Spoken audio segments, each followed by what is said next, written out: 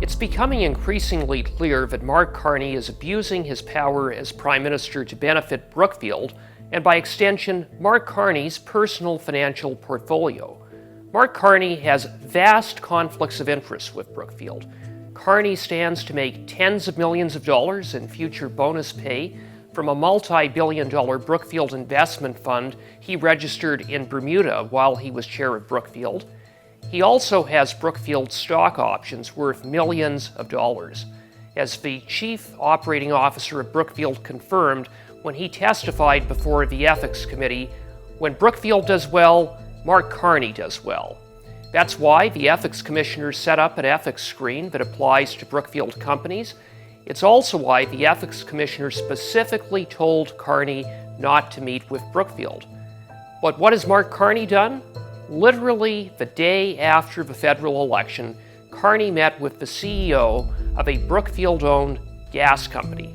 Then in May, Carney met the CEO of Brookfield Infrastructure, Sam Pollock, in Washington, D.C., and in October, Carney secretly met with the chief operating officer of Brookfield in the Prime Minister's office.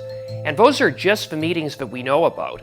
There could be others because Carney has been anything but transparent about who he has met with and who he has spoken to. It's not only that top Brookfield executives have direct access to Carney. Brookfield happens to be doing very well courtesy of Mark Carney's government. In the recent federal budget, Carney's government handed the European Space Agency $500 million.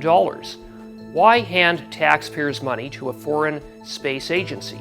Perhaps because Brookfield has a 50% ownership of the European Space Agency's headquarters in England, and upgrading their facilities would also upgrade Brookfield's stock price.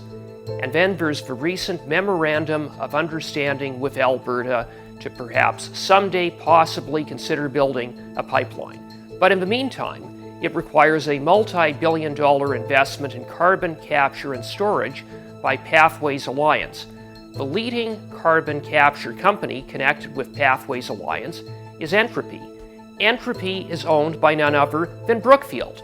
And even more significant is the fact that the Brookfield fund that invested in Entropy is the same fund that Mark Carney set up and that his future bonus pay is tied to. What a coincidence. Canadians deserve the assurance that the Prime Minister is not making decisions that benefit his personal financial interests. But that's exactly what is happening under Mark Carney.